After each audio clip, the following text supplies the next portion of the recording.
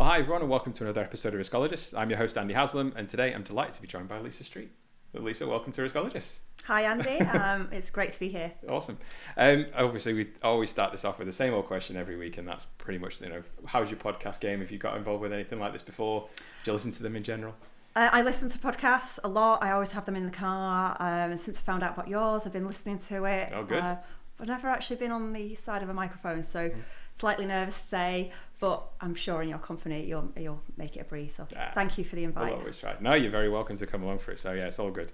As always, we kind of like to start with a bit of a journey to date. What's kind of brought you here today? How you started your career, where it's taken you. Bit of a timeline up to today recording. So you fire away. Yeah. So I'm Lisa Street, as you've introduced before. I'm a client director for 𝘱𝘭𝘦 𝘗𝘳𝘠, focusing on the environment sector.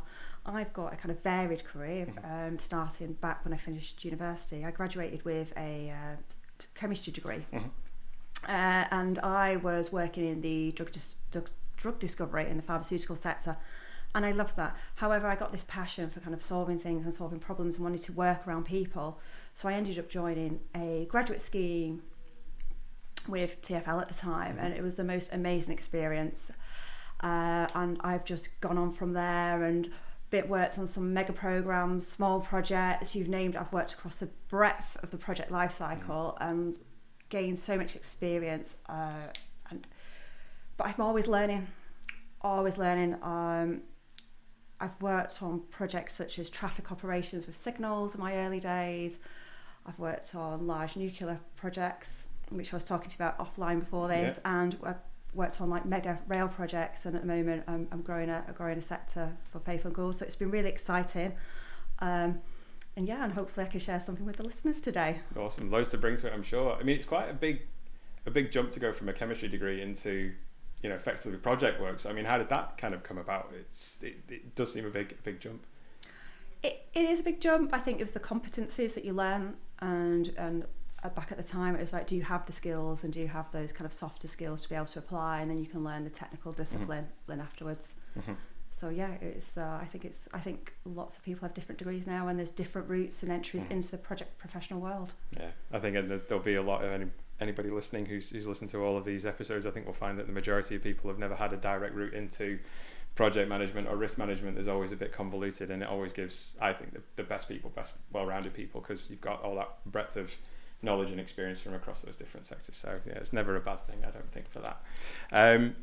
So really, kind of before we get stuck into the topic a little bit more detail, after all, this is a risk management podcast, but can you just give us a brief run through of what your experience has been with risk management over your career, and what kind of relationship you've had with it?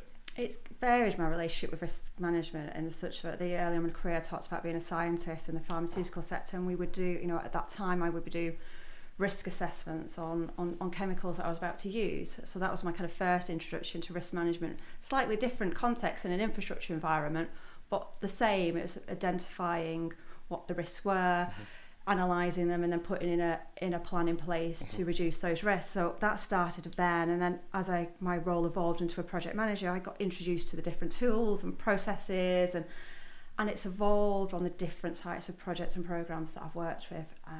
So I'm always learning about risk management. Oh, thanks very much for that, Lisa. So as everyone can kind of already tell from the title of the episode, today we're going to be looking to discuss risk management self-sufficiency, in the role of the project manager. We'll be diving into that in a little bit more detail shortly, but I'd be interested to understand, Lisa, why you opted to talk about that today. Is a certain self-sufficiency of risk management, or a lack thereof, been something that you've encountered much through your career in regard to project management? I think for me, self-sufficiency is around all the project manager in particular, and also the project team around them. And I think we all need an awareness, a level of awareness and a basic understanding of risk management to ensure that the project is successful, and to improve those decision makings, and to kind of and have that greater resilience. We can't be leaving it down to one person. We're a team. You'll hear me. I probably refer to lots of. I'm not the biggest football fan, but I do use team analogies a lot, and I think having that self-awareness allows us to work better as a team, whatever the project, whether it's you're doing a business transformation program or a flood prevention project. Risk management is something that we need to be thinking about as project managers. Awesome, thanks, Lisa. So When I think we're having discussions about what we were going to discuss and talk about when it came to doing the podcast, this, and we mentioned about this topic in particular, we were pretty happy to hear that you wanted to talk about this, in terms of self-sufficiency and effectively around things like ownership of risk when it comes to that. Our job our job title, I should say, really as a risk manager puts us in a place where people expect us to be the ones managing risk, but that's not us. We aren't the people managing risks. One of the key challenges that we find is, by the nature of the job title, project teams and people within those teams have a tendency to abdicate ownership of the risk to the risk manager, when in reality we're just there supporting and facilitating the team to manage their own risks. I'd be interested to hear what your thoughts are in general around that. I think for me, people wrongly or rightly see the risk manager title and assume, oh, we've got somebody here now to save the day, and that kind of, we all love a hero culture. And I think for me, there's around when we're forming any new project, or even in the midst of a project, is to kind of making sure that we have those continual conversations to actually be really clear on our roles, understanding the purpose of our roles and the intent of each of our roles. And for me, my view, and people might like to comment, and I'd love to have this debate, but for me, the project manager is accountable for the project, and they are accountable, therefore, for responding to the risks. Because ultimately, it's a boomerang. They could boomerang it out, but they ultimately are the ones there to deliver the project. The risk manager, in my experience, is part of the wider project team. It is an extension of the project manager, and their role is there to come in and guide and facilitate and to be that conscience to the project teams. And I think that's where the best use of a risk manager. However, that may be suitable for one project. However, on other projects, the risk manager may need to take a greater involvement. But for me, it's around the facilitator, articulating those risks. What are the consequences and what are the plans then to respond to those risks? But they're not the actual people who are going to do the doing. And I think that's what's really kind of, you're responsible for the process, but the difference between the process and the actual actions that we need to take, or decisions that we need to make, need to be with the person who is accountable and has the authority to do that, or to coordinate the effects. So thinking back to one of the projects or programs I was working on, a multi-million-pound rail program, access to the railway was the biggest risk to the program, and it was at the top of the risk register, and everybody probably, it was there, but actually what it needed its own team, it needed its own work stream to mitigate it. It needed a collaborative effect. So a project manager, in essence, and then title wasn't the project manager, and I think this is where things get slightly confusing, is let's say a task force team was set up, and I was part of that task force team to set it up, and through that task force and various task and finish groups were then put in place to look at different scenarios, and it was all the whole focus and the outcome of this task force was about reducing the risk and reducing the impact to the users of the railway. And we were run through them, and that was months' worth of work. And I've heard on a preview, I was listening to one of your other previous podcasts, I hear and one of the ladies talk about, they were talking as well that some projects get set up just to manage the risk. And I think that's where, so ultimately that then goes back to that project manager is responsible for delivering the risk.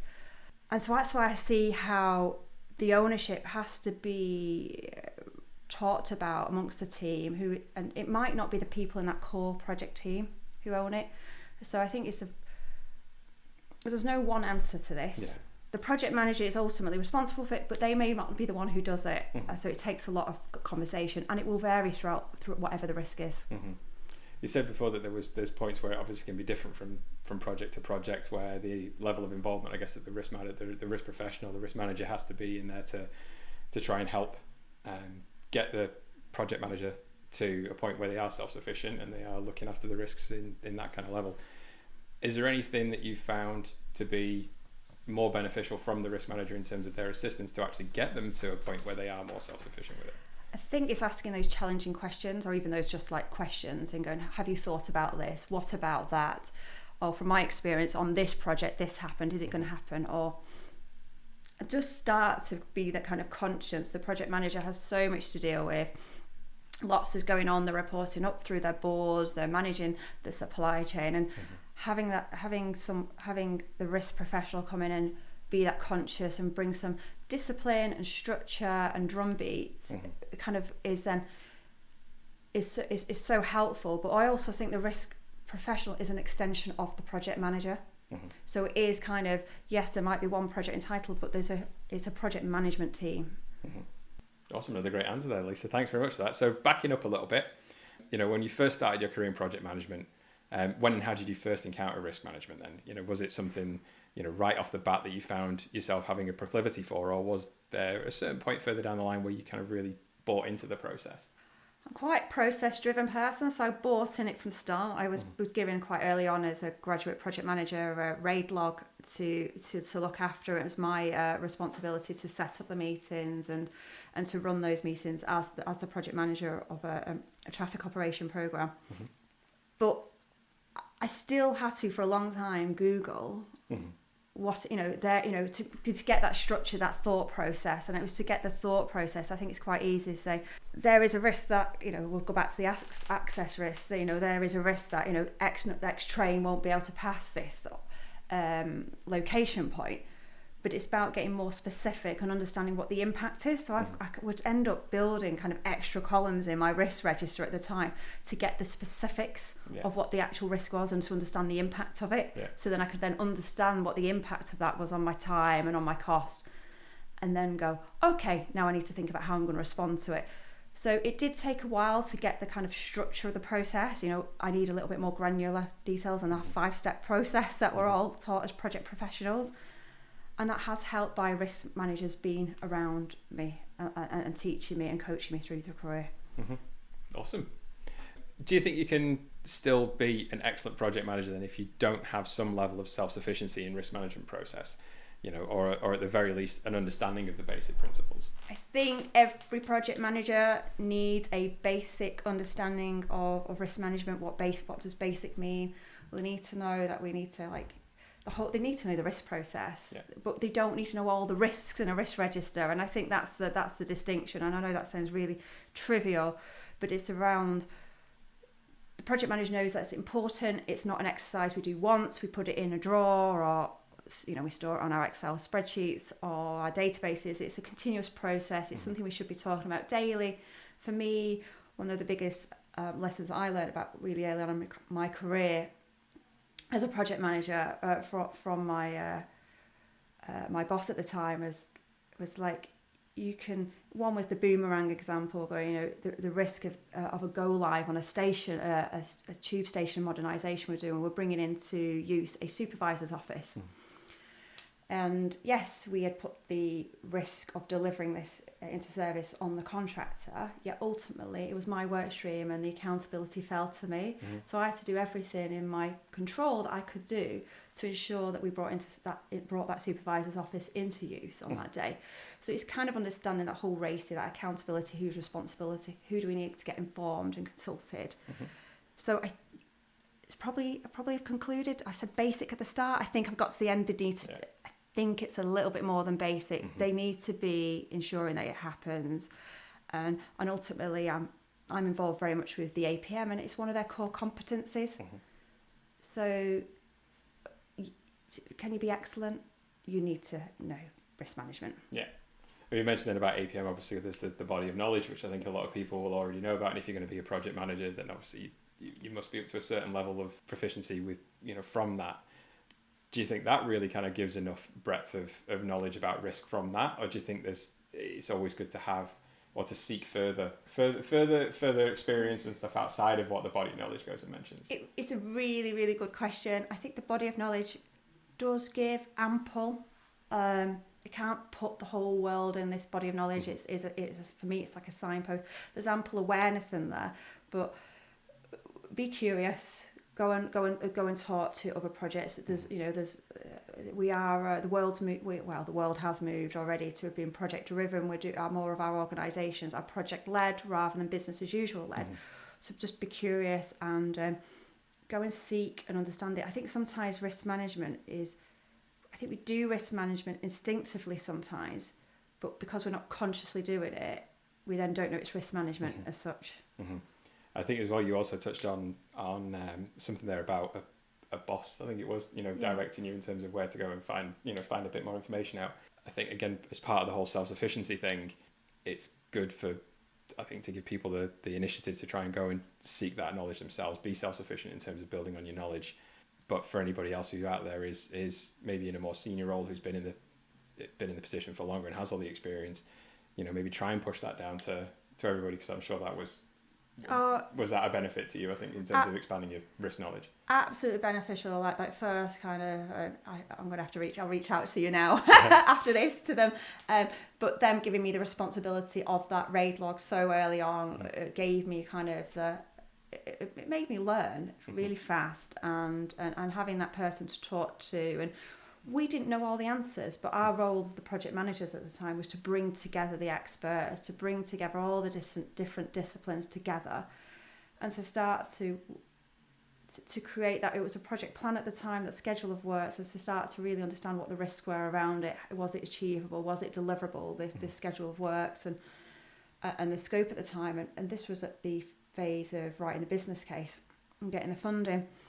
So big hats to that first manager. He was absolutely amazing to teach me. And then I, as an individual, is curious to learn. And so attend the events, listen to those podcasts.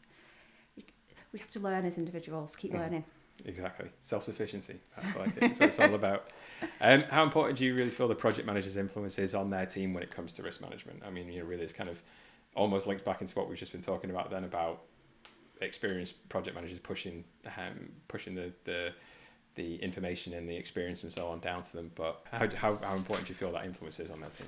I think the project manager, for me, whether they're called a program manager, the project director, even also to the project manager, we set the tone, we set the leadership, and for me, the emphasis that they put on is ultimately kind of drives the behaviours and the actions in the team. So I think it's really key that project managers, in the actions and the behaviours, will influence their teams in risk management. If there's too little emphasis, nobody will be thinking about it.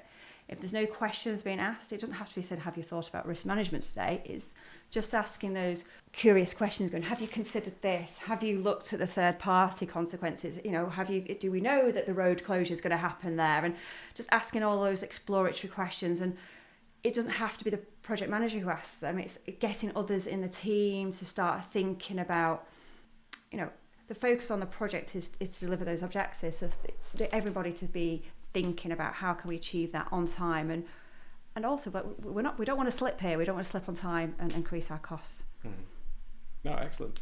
So I think there may be some people listening to this that feel that risk management should really be left to the risk professional and not taken on board as much by the project managers and project professionals. But what would your response be to those guys? It might be a bit controversial to your listeners, but for me, risk management is something that those who are all involved in projects need to be part of. It can't be left to one person, because that one person doesn't have all the knowledge. We all need to contribute.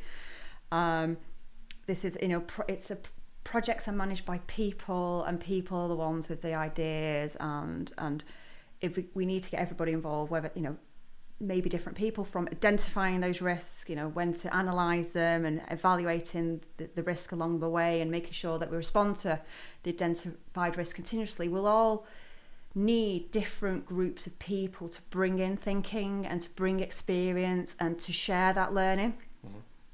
So we all need to be involved. It is useful to have the risk professional to facilitate and guide those conversations and act as the independent in the room. And to also bring in that learning from projects. For instance, there's also be that person in the room who brings in others. I don't want to say the quieter ones. It's not always the quieter ones. It's just to start to unpick everybody's thoughts and into it, and get them all expressed and get everybody's input into it. Yeah. Exactly, and get everybody's input. And I think that's what's really valuable of the risk professional, is that facilitating of it. I've seen, previously on a substation power upgrade program that I was working on, where we had this amazing risk manager, and we would all be sat in the room, and my head was going on to making sure that I was on schedule and managing that, and sorting out some third party issues at the time with some road closures to bring in a crane. But what that risk manager did is bring us into a room, is actually help us step back, pause, reflect on what we've done today, be the one that asked us and made sure that we were being accountable for our actions, and also then to help us kind of rethink and, you know, brainstorm those new risks. And it just helps to have somebody to be the conscience of the project team, and that's what I think the risk management professional has when there's lots going on in a project. On the same kind of token, slightly different token to it then, do you think there is a point then, you know, where a line should be drawn between the project manager's ownership of the process and the risk professional's expertise? You know, is there that line where the risk manager's role should stop and let the project manager take over and be self-sufficient with it?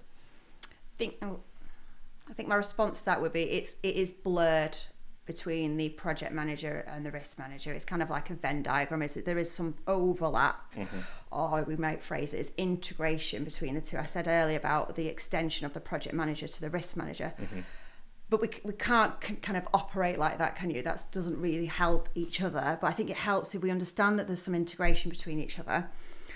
But to kind of resolve that, I think there needs to be kind of discussions early on between that project manager and the team and the risk professionals to understand what their roles, what their responsibilities, along with their kind of strengths and what their experiences are. Because ultimately, it's a project team. We need to be bringing all our, you know, the best players kind of onto that pitch and to kind of to do that risk management of the project.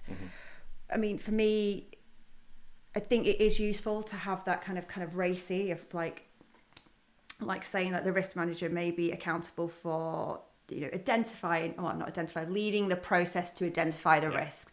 The risk manager is responsible for ensuring that there's people there to respond to the risk. And I think if we can I love a good racy, and I think for me it helps articulate those real detailed activities and who needs to be, you know, be responsible for certain bits and who is also then consulted and informed on areas, because then it helps to establish clear roles and responsibilities between the two individuals.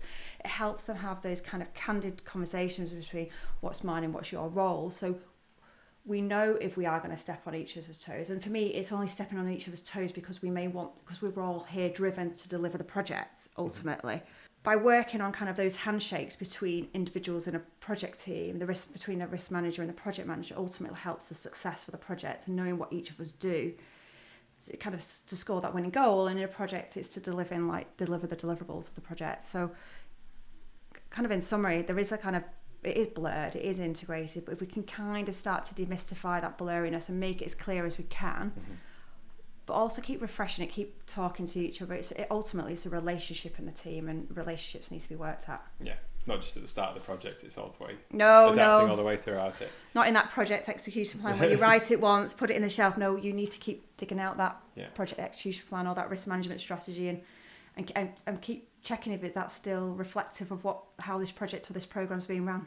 You mentioned then about races as part of the process, and you know, loving a good one of those to run through. But I guess for any listeners who are on this who might be wondering what's a racy, can you give a bit of a brief description for that for anyone? Because I know some friends of mine who've listened to this before, and you know, I always joke about them listening into a risk management podcast when they don't really know anything about it. But if you could give them a bit of an insight into what that is. So a racy is an acronym for responsible, accountable, consulted, and informed. It is a matrix with a list of activities down one side, or tasks, and then across the horizontal you've got the R, the A, the C, and the I. And it is a difficult concept. What I'd have along the horizontal is the roles in a project team, and it's going through each of those activities. So, for instance, it's to set up the risk management process. So, who is accountable for that? And I think it's a good. It's a just communication tool and a way to document who is going to be doing what and who needs to be involved and who needs to be informed. It's a tool to help set out communications in a tool in a project.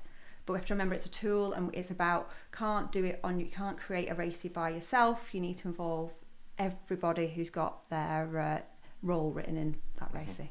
But that in itself, I think, is a part of self-sufficiency, is if you're setting that out from the get-go, this is what your expectations and responsibilities and actions are, and everything. I think that's a great way to do it, and I think I'd recommend anybody else to get involved in that if they're not already doing it.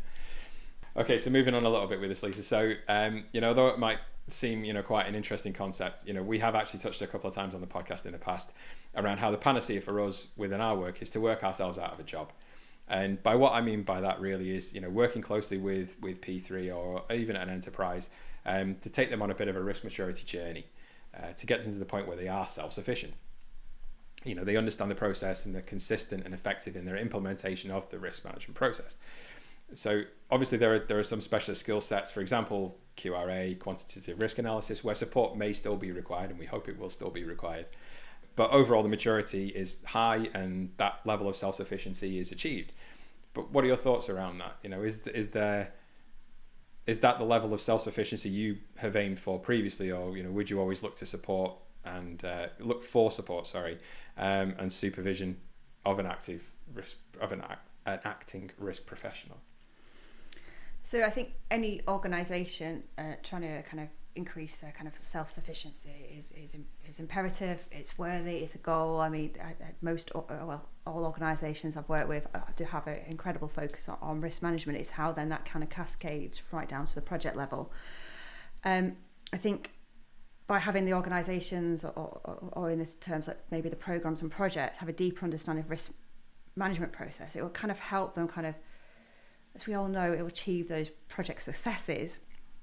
But also, if we're all more self-sufficient, ultimately it'll help free up those much needed resources that we're all projects and programmes are kind of talking about at the moment. It's a current topic on most people's lists at the moment about resource shortages. But if we're all kind of raising our kind of maturity in risk management, will kind of help to reallocate those resources and kind of really focus on the dedicated risk management support we need and get that really focused.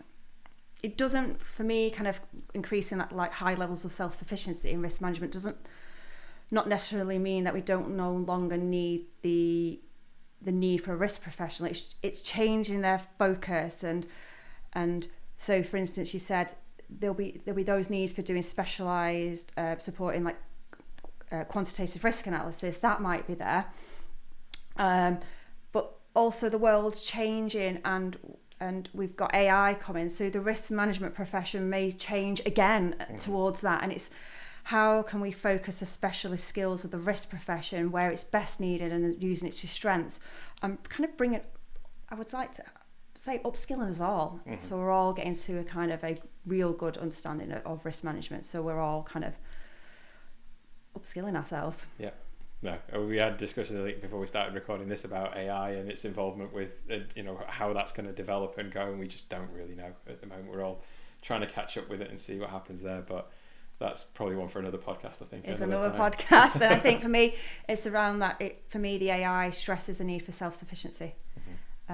It kind of so we need to all start really thinking now and getting ourselves up to a good level of risk management and doing it so we can achieve those successes we're all wanting to achieve. So kind of just getting towards the end of the podcast here really with it, Lisa, but what advice would you give to any project professionals, specifically project managers, I suppose, if we mentioned them a lot today, who prefer to have more of a hands-off approach when it comes to risk management? For me, most importantly, is just do it. Try, get a risk register. It won't be perfect the first time, but just get one drawn up. Don't worry about any fancy systems and databases. Just get a table written up, or even if that's a step too far, get a set of people in a room, get that kind of project schedule out, have a look at it, ask the question, is there any risk that any of this is not going to happen to time? Just start asking each other, asking the team and yourself questions around this. Be curious, take an interest in it, and just learn from other people. But ultimately, try it, practice, learn. There is no perfect risk register. I've not come across a perfect risk register. I don't think they exist. No, definitely not. But yeah, just do it, I think is the thing. Yeah, for sure. Amazing. Thanks again for that, Lisa. So speaking of advice, and regular listeners will know that at the end of the podcast, we always ask this a question to our guests, and that question is, if you could give yourself one piece of advice at the start of your career that you may have picked up along the way, what would it be? For me, there's probably millions. I could probably write a book about what I've learned, but the biggest thing that stuck with me is have that growth mindset, to continually learn from trying new things, picking what's done well, repeat them, learn from what's gone wrong. To me, part of growth is just fail fast and learn and keep moving forward and be curious, seek other people's opinions, read those books, listen to these podcasts. In your varied career that you've had then, is there any one part of it or any one experience that you can kind of draw on where you really felt you have had that biggest growth from then? I think for Putting me, you on the spot there with that after that question, but for me it was, I think it's been put into projects necessarily I didn't think I had the expertise to manage, and going, I don't know, there's not one experience at all. I've saw lots of different projects my whole life, and I walked into a power upgrade program, knew anything about power, and quite quickly learned all about power projects, learned all the different technical disciplines so I could interact with engineers. And I think that to me is around that growth mindset. It is the willing to be put out of your comfort zone, to try something new, to stretch yourselves. And it was the most amazing kind of program to work on. One, I know I've installed lots of these substations across the London Underground network. Might not be everybody's excitement, but to me it was in an area of technical discipline that I didn't know any of the technical words, but learnt quickly and was very curious. There you go. Excellent. Well, it kind of just brings us to the end of the podcast, really. So it just leaves it for me to say thank you very much for your time and your valuable insights today, Lisa, and in the build up to today and everything. So a big thanks from us for that. And I'm sure the listeners are going to get a load out of this one. So, thanks again. If any of the listeners who would like to contact you regarding anything that we've touched on today in the episode, what's the best way for them to get in contact with you? Oh, thanks so much for having me today. And you can find me on LinkedIn, Lisa _𝘲. Feel free to send me a message or put a comment on one of the posts, but I will get in touch with you. Awesome. Well, thank you again. No, it's been an absolute pleasure. And, thanks again. Anybody reach out if you've got any questions, but thanks again, and we'll catch you all soon.